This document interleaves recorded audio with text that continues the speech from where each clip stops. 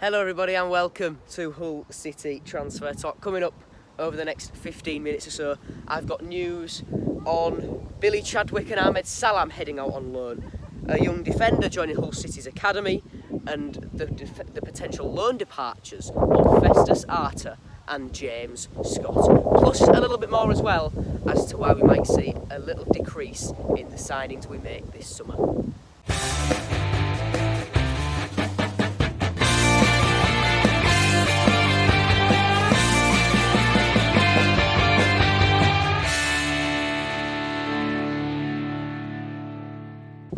Yes, hello everybody and welcome to Transfer Talk. We are back outside this week. It's windy, but it's warm, and it is absolutely... Well, it was scorching earlier playing football at lunch at school. So yeah, should be... Hopefully this wind feedback isn't too much on the microphone. Regardless, we'll crack on, and I've only just realised where I normally walk through, put a gate. Guess we're going to have to go around and do a few extra metres. Regardless, we'll get cracking. We'll start off with the confirmed outgoings this week, and that is that Billy Chadwick and Ahmed Salam have gone over to Northern Ireland to play for Linfield, who are in the preliminary rounds of the Champions League. Billy Chadwick has gone there on loan until January, with Salam staying there for the full season. Very good move for the duo, a team that will be fighting up there in the Northern Irish League. And they might get some Champions League experience as well. It's only the preliminary rounds, but it's still Champions League experience for two Hull-born lads. Wow. Yeah, good move for them. Moving on to the only player coming in this week. This one doesn't even really count because it's to the academy. But Tom Nixon has signed for the academy from Stoke. The 18-year-old defender was the captain of Stoke's under-18s, but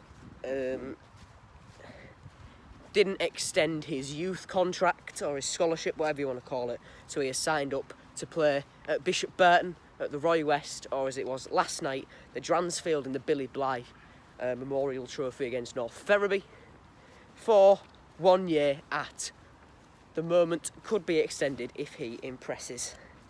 Moving on to the rumours then, only the two this week, and that is that, according to Football Insider, young defender Festus Arter, who we signed from Stockport last year, very highly rated by Grant McCann, is wanted by Oldham, Cheltenham Town and Carlisle United on loan.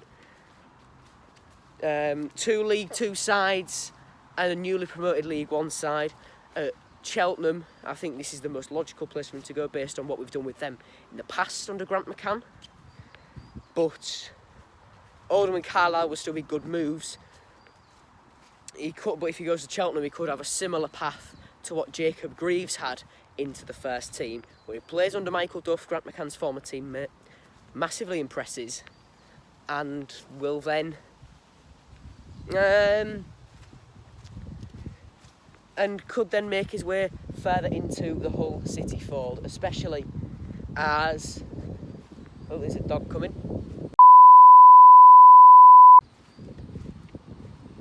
Anyway, after a brief interruption by an animal, we'll go back to talking about Arter at Cheltenham, which I think is where out of the three he'll probably go. Football Insider isn't the most credible source, but could still be true. So Arter going out on loan would be a great move, especially as you consider the young centre-backs we have. We've got him coming through. He had a thigh injury towards the end of last season, did Festus Arter. That's why we didn't see him. Not that we would have seen him, but that's why he wasn't mentioned much. Then we've got Andy Smith, who was described as the right-footed Jacob Greaves, and Jake Leake, who is also a fantastic player. I believe he won under-18s Player of the Year last year. And then finally, on the rumour front, according to Football League World, James Scott is set to go back to Scotland on loan. The clubs linked with the loan move for him are Hearts, who are leading the race according to Football League World. There's then St Johnstone, St Mirren and Dundee United, all also interested. He impressed for Motherwell in the Scottish Premier League, 7 goals, I believe it was. Yeah, 7 goals in 42 games. That is an average of 1 goal every 6, if my maths are correct. And Scott, he really struggled. He's really struggled since he's come into City. He's highly rated. Grant McCann really likes him. But with the former Keane Lewis Potter, Malik Wilkes, towards the back end of last season, Gavin White, he just can't break in. When he first signed, he got a massive ankle injury, which could have ruled him out for the season if lockdown didn't happen. He came back, grabbed a goal, and then from then on has really failed to impress. Grabbed a few goals in the Papa John's, an absolute belter against Grimsby Town, but other than that, not really anything for the Scotsman. But as I said, there's no in rumours this week, and that might partly be down to the transfer embargo. This was announced this time last week, just after I'd uploaded the transfer talk last week. I was going to make a separate video about it, but I thought I'll just incorporate it into transfer talk. The reason being something to do with a loan. Now, people were thinking at first that the loan was the loan of a player. People were thinking, oh, could it be Malik Wilkes because we signed him permanently and there could have been something wrong there? Could it have been Marcus Maddison because when he left us, when his loan ended, he was out of a club, and that would mean signing him permanently, which we obviously didn't do because he did very little. But it was actually nothing to do with that at all. It was nothing to do with any loan of a player. It was to do with the loan of some money. Hull City loaned approximately £700,000 from the EFL to try and keep the club afloat and to give us the funds to reject bids for big players such as Jacob Greaves, Keane Lewis Potter and Malik Wilkes, so we didn't have to be forced into those sales. Now that loan, because we haven't repaid it, we have been put under sanction. Reading are in a similar position, as are Scunthorpe down in League 2, being under certain restrictions for the season. I'm not sure on the specifics of Scunthorpe's, but Reading are in exactly the same situation in terms of what transfers we can make as us. So this lack of loan repayment means we can only sign players on free transfers and on loan, which is exactly what we have done so far this year. So we've signed Cannon, Monka and Randall Williams on frees, and we've signed Baxter and Longman on loan from Chelsea and Brighton respectively. Now that does rule out Regan Slater fully, because the bid we had accepted earlier in the window, 400 grand, we can't go through with that because we can't make bids. It rules us out of the race for Alistair McCann, because that deal would cost us £1.75 million. And based on the fact that since the end of the summer transfer window in 2017, we have only signed one player for over £1 million, and that was James Scott. I really didn't see that one coming off at all.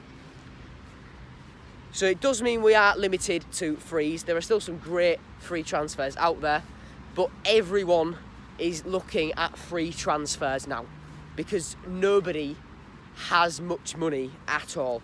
Because of the effects of the pandemic, very few clubs have the funds to splash the cash. But yeah, we're under embargo.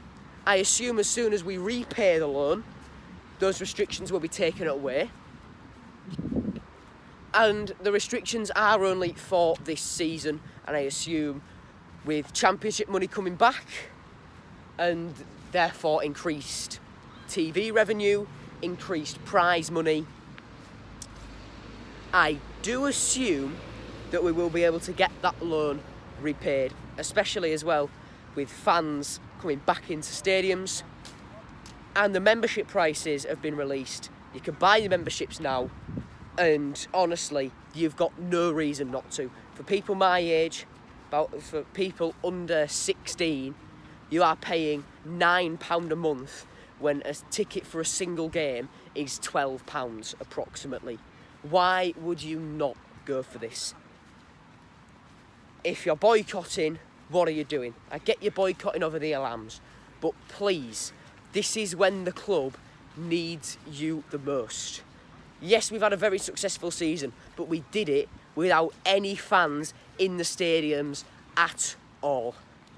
In what was the KCOM Stadium last year, for a full 46 game season, plus a game there in the FA Cup, 2 there, make that 3, plus 5 games there in the Papa John's Trophy, the stands were empty. This is where you are needed most to keep the club you love, and as soon as the owners leave, that you will go back to following game in, game out at home.